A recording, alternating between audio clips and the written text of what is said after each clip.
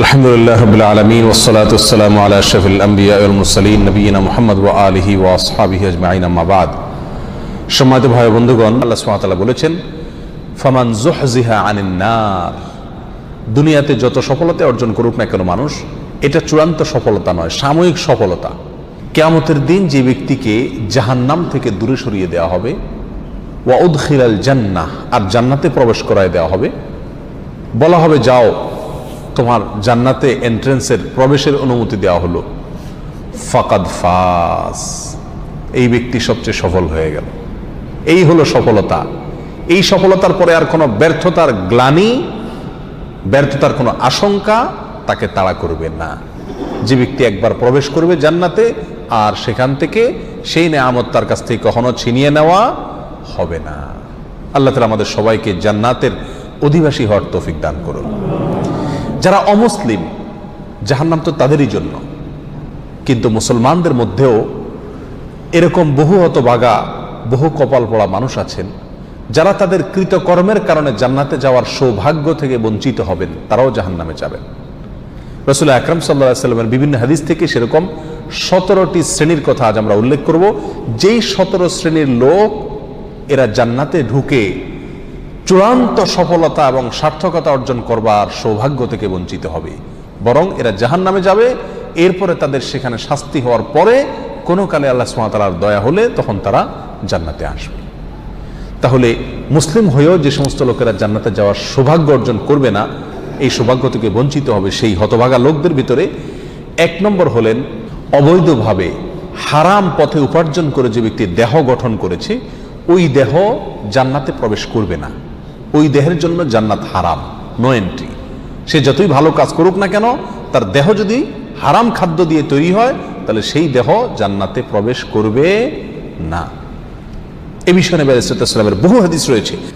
Number 2, আত্মীয়তার সম্পর্ক ছিন্নকারী ব্যক্তি, যেই কোনো অজুহাতেই হোক না কেন, নিজের ভাইয়ের সাথে, নিজের বোনের সাথে, মায়ের সাথে, বাবার সাথে, ফুফুর সাথে, চাচার সাথে, মামুর সাথে, খালার সাথে, চাচাতো ভাই বোনের সাথে, ফুফুর সাথে সংশ্লিষ্ট যারা আছে তাদের সাথে, এক কথায় রক্ত সম্পর্কী যত আত্মীয় আছে তাদের সাথে, এবং কি শ্বশুরবাড়ির লোকজন আছে, কোনো যুক্তিসঙ্গত কারণ ছাড়া তাদের সাথে আপনি সম্পর্ক ছিন্ন করলেন।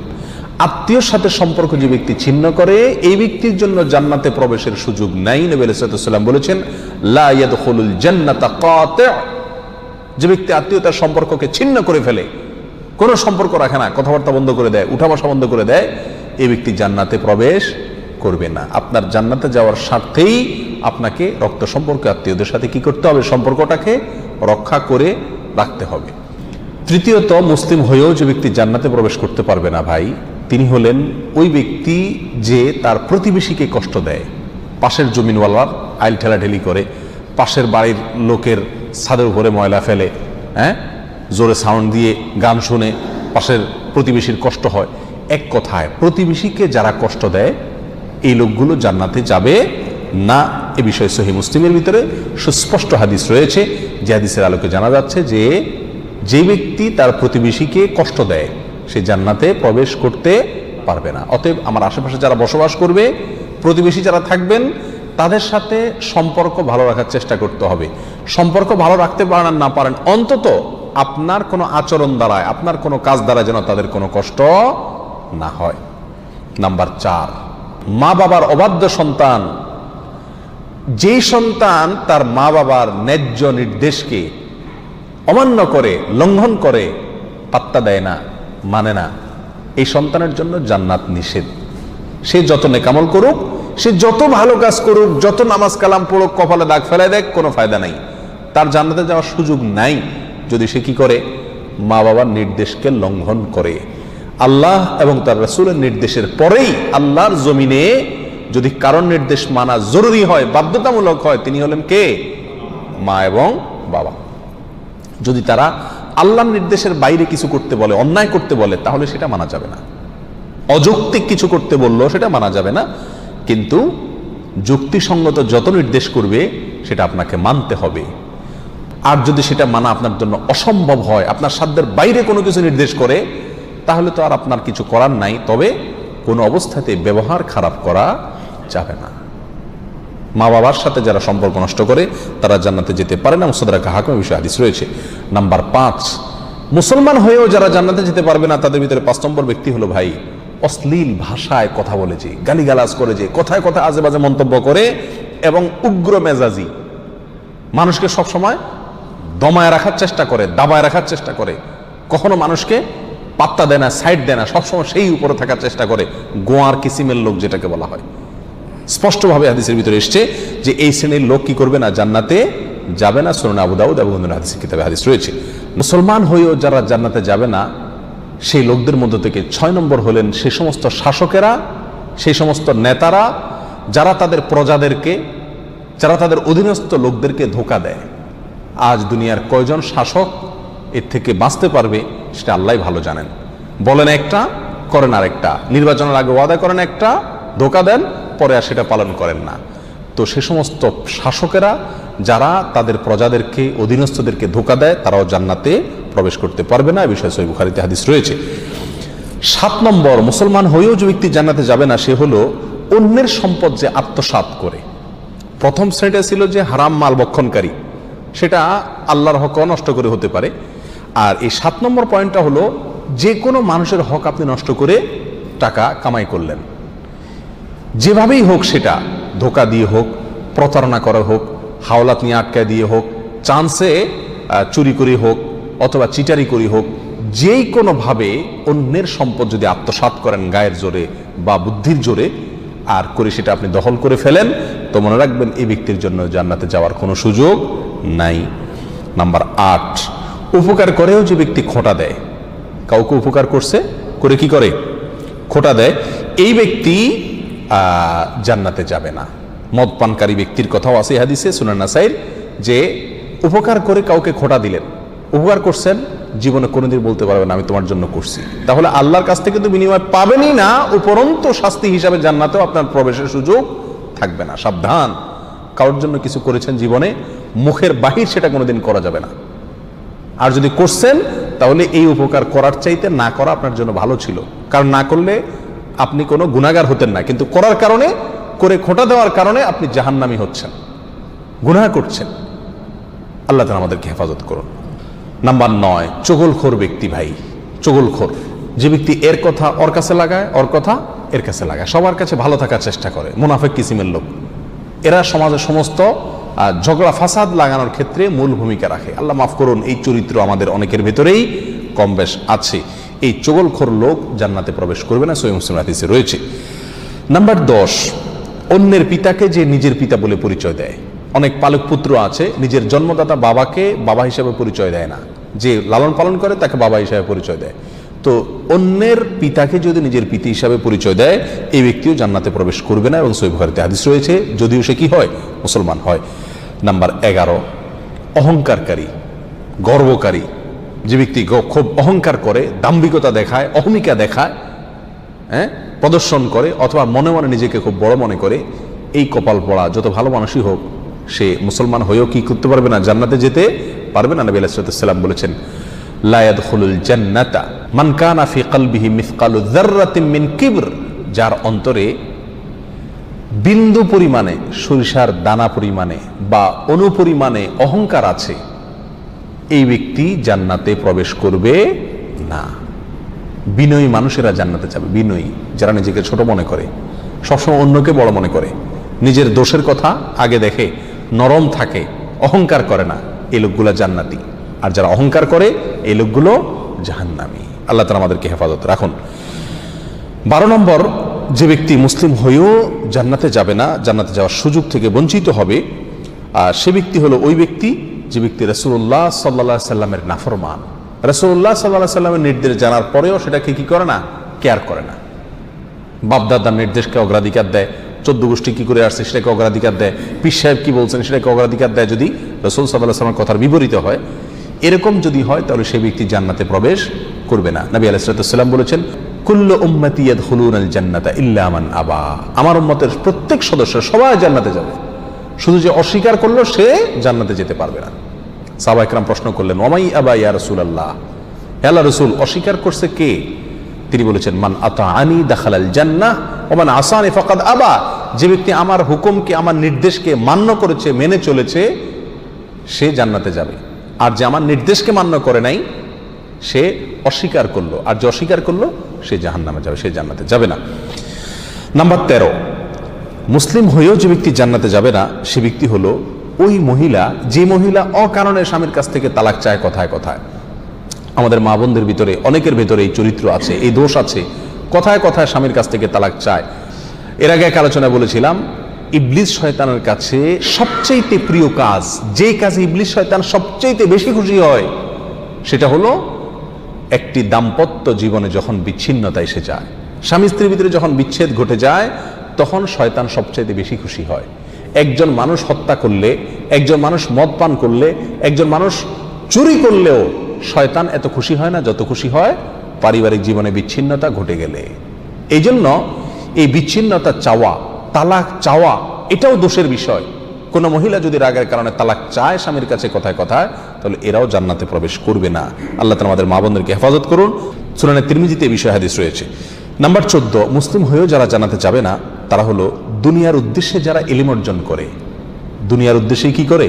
ইলম অর্জন করে। কোরআন হাদিস শিখে পয়সা কামাই করার জন্য, চাকরি করার জন্য, বা এটা বিক্রি করে খাওয়ার জন্য, এই ধান্দা যদি ইলম অর্জন করে তাহলে সে ব্যক্তিও জান্নাতে প্রবেশ করবে না। যদি কেউ দুনিয়াতে ইলম শিখে কিসের জন্য? দুনিয়ার কোনো ধান্দা, দুনিয়ার কোনো উদ্দেশ্যে, মানুষের কাছে বড় সাজবে, মানুষের কাছে মর্যাদা পাবে, সম্মান পাবে, মৌলানা সাহেব হবে, মুফতি সাহেব হবে, বক্তা সাহেব হবে, টাকা পয়সা কামাবে, দাওয়াত টাওয়াত খাবে, এই ধান্দা যদি কোনো মৌলবী হয়, কোনো মানুষের ইলম শিখে, তাহলে সে ব্যক্তিও জান্নাতে যেতে পারবে না। আল্লাহ তাআলা আমাদেরকে হেফাজত করুন। নাম্বার 15, যে ব্যক্তি মাথায় কালো কলব ব্যবহার করে, চুলের মধ্যে, দাড়ির মধ্যে পিওর কালো কলব, যেখানে কোনো প্রকার মেহেদি টেদির মিক্সও নাই, একেবারে পিওর কালো কলব ব্যবহার করে, এই ব্যক্তিও জান্নাতে যাবে না। সূরা নাসা হাদিস রয়েছে। নাম্বার 16, রিয়াকারী ব্যক্তি, যে ব্যক্তি আমল করে, ভালো কাজ করে মানুষকে দেখানোর জন্য। বিশেষ করে আজ প্রিয় ভাইয়েরা, অর্থনৈতিক যত ইবাদত আছে এগুলোর ভেতরে উদ্দেশ্যের অসাধুতা প্রচন্ড পরিমাণে থাকে। আমরা এগুলো করি, অথচ ধান্দা থাকে মানুষ আমাকে বাহবা দিবে, আমাকে দানবীর বলবে, বা সবাই জানবে যে আমি দান টান করি, সবার কাছে আমি এটা ভালো সাজবো, এই একটা মানসিকতা কাজ করে। এটাকে রিয়া বলা হয়, লৌকিকতা বলা হয়। আপনি কোনো নেকামল, কোনো ভালো কাজ, সেটা অর্থনৈতিক হোক আর শারীরিক ভালো কাজ হোক, এটা করে যদি মানুষকে দেখানোর উদ্দেশ্যে করে থাকেন, তাহলে সেই আমলটি নেকামল হয়ে আপনার জন্য জান্নাতে যাওয়ার কারণ হওয়া তো দূরের কথা, এটি বরং আপনাকে জাহান্নামে নিয়ে যাবে। এটা শিরকে আসগর। নবী আলাইহিস সালাম বলেছেন, আখেরি জামানায়, শেষ যুগে, কিয়ামতের আগে দাজ্জালের যে আতঙ্ক হবে, যে আতঙ্কে তার ভেলকিতে অনেক মুসলমান অমুসলমান হয়ে যাবে, ঈমান হারা হয়ে যাবে। সে আল্লাহ দাবি করবে এবং অনেক কুদরত দেখাবে তার, দেখে অনেকে ভেলকিতে পড়ে যাবে। সেই সময়ে তোমাদের জন্য ঈমানের উপরে টিকে থাকা যত কঠিন হবে, সেই সিচুয়েশনে তোমরা যে বিপদে পড়বে, সেটাকে আমি যতটা ভয় পাই, তার চাইতে বেশি ভয় পাই তোমাদের জন্য এই শিরকে আসগরকে। অর্থাৎ এমন এক সময় আসবে যখন যত আমল করবে মানুষ, সবগুলো মানুষকে দেখানোর জন্য করবে, আল্লাহকে খুশি করার জন্য কোনো আমল খুঁজে পাওয়া কঠিন হয়ে যাবে। এই সেই রিয়া, লৌকিকতা, মানুষকে দেখানো, মানুষের কাছে বাহবা কুড়ানো, মানুষের কাছে সুনাম অর্জন করার জন্য যদি যে কোনো ভালো কাজ করা হয়, তাহলে এই ব্যক্তি জান্নাতে প্রবেশ করবে না। সহিহ বুখারী, সহিহ মুসলিমে বিষয় হাদিস রয়েছে। নাম্বার 17, ওয়ারিশকে বঞ্চিতকারী ব্যক্তি, যে ব্যক্তি তার পরিত্যক্ত সম্পত্তি থেকে তার কোনো ওয়ারিশকে কি করে? মাহরুম করে, এই ব্যক্তি জান্নাতে যাবে না।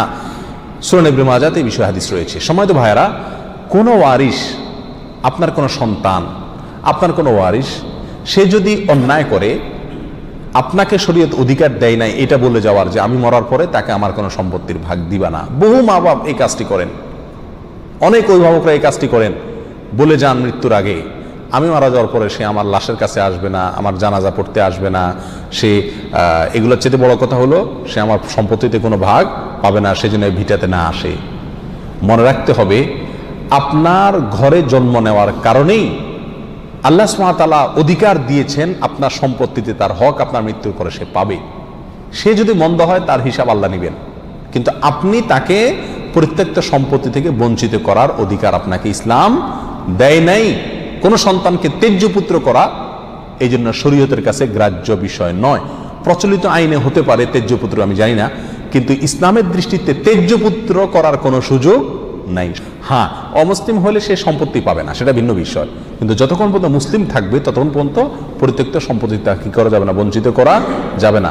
যদি কেউ করে তাহলে সে কি হবে না, জান্নাতে প্রবেশ করতে পারবে না। এই 17 শ্রেণীর লোক, এরা মুসলিম হয়েও কি করতে পারবে না ভাই, জান্নাতে যেতে পারবে না। এর ভিতরে বেনামাজি, তার কথা তো বলাই বাহুল্য, কারণ ইচ্ছাকৃত নামাজ যদি ত্যাগ করে সব সময়, তাহলে তো ওলামা একরামের অনেকের মতে সে মুসলমানই না। আমরা এখানে বলেছি যে মুসলমান 5 ওয়াক্ত নামাজ কালাম পড়ে এরপরেও জাহান্নামে যাবে যারা, তারা হলো 17 শ্রেণীর লোক। আমরা এক নজরে আবারও বলে দিচ্ছি, হারাম খাদ্য যে গ্রহণ করে, 1, 2 আত্মীয়তার সম্পর্ক ছিন্ন করে যে, নাম্বার 3 প্রতিবেশীকে যে কষ্ট দেয়, নাম্বার 4 মা বাবার অবাধ্য সন্তান, মা বাবার কথা শোনে না সে, নাম্বার 5 উগ্র মেজাজি, তেড়া, গোয়ার, সবাইকে দমায় রাখে, এই টাইপের লোক।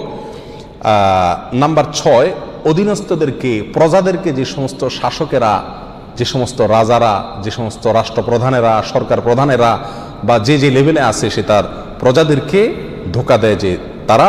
নাম্বার 7 অন্যের সম্পদকে অন্যায়ভাবে আত্মসাৎকারী ব্যক্তি। নাম্বার 8 উপকার করে কারোর খোঁটা দেয় যে ব্যক্তি, সে জান্নাতে যাবে না। নাম্বার 9 চগলখোর ব্যক্তি জান্নাতে যাবে না, মানুষের পিছনে কথা লাগায় বেড়ায় একজনের আরেকজনের কাছে। নাম্বার 10 অন্যকে নিজের পিতা হিসাবে, নিজের বাবাকে না বলে পরিচয় না দিয়ে অন্যকে নিজের বাবা হিসাবে, পিতা হিসাবে পরিচয় দেয় যে ব্যক্তি, সে। নাম্বার 11 গর্ব এবং অহংকার করে যে ব্যক্তি, যার মনের ভিতরে অহংকার আছে, সেই জান্নাতে প্রবেশ করবে না। নাম্বার 12 রাসূলুল্লাহ সাল্লাল্লাহু আলাইহি সাল্লামকে যে ব্যক্তি ফলো করে না, তার নির্দেশকে মান্য করে না, সেই ব্যক্তি। নাম্বার 13 অকারণে তালাক কামনা করে, তালাক চায় যে মহিলা, সেই মহিলা। নাম্বার 14 দুনিয়াবী উদ্দেশ্যে যারা এলেম শিখে, কোরআন হাদিস শিখে, এলেম অর্জন করে, আলেম হয় দুনিয়াবী উদ্দেশ্যে, দুনিয়ার কোনো ধান্দায়, আল্লাহকে খুশি করা ছাড়া অন্য কোনো ধান্দায়, তারা। নাম্বার 15 চুলে বা দাড়িতে কোনো জায়গায় কালো কলব, পিওর কালো কলব ব্যবহার করে যারা, তারা। এবং নাম্বার 16 যে কোনো ভালো কাজ করে সেখানে মানুষকে দেখানো, এটা ফলাও করা, প্রচার করা, এই উদ্দেশ্য থাকে যাদের, তারা। নাম্বার 17 ওয়ারিশকে বঞ্চিত করে তার হক থেকে, এরকম অভিভাবক। এই শ্রেণীর লোকেরা মুসলমান হয়েও জান্নাতি হতে পারবে না। আল্লাহ তাআলা আমাদের সবাইকে এই দুর্ভাগাদের তালিকা থেকে আমাদের নামগুলোকে বের করে আনার তৌফিক দান করুন। চেষ্টা করব এই 17 শ্রেণীর কোনোটিতে যাতে আমার নাম না থাকে, এটাকে টাঙায় রাখবো, ঝুলায় রাখবো লিস্টটাকে, এবং আমার ভেতরের কোনো পয়েন্ট আছে কিনা সেটা দেখে যাচাই করে সেখান থেকে নিজেকে বের করে আনবো ইনশাআল্লাহ। এরপরে আল্লাহ সুবহানাহু ওয়া তাআলার কাছে জান্নাত চাইতে পারবো, আশা করতে পারবো জোরালোভাবে। আল্লাহ সুবহানাহু ওয়া তাআলা আমাদের সবাইকে আখিরাতে কিয়ামতের দিন একেবারে ফার্স্ট চান্সে, প্রথম চান্সেই জান্নাত যেন আমরা লাভ করতে পারি, জাহান্নাম থেকে মুক্তি নসিব যেন হয়, সেই তৌফিক দান করুন। জাযাকুমুল্লাহ ওয়া আখিরু দাওয়ানা আলহামদুলিল্লাহি রাব্বিল আলামিন।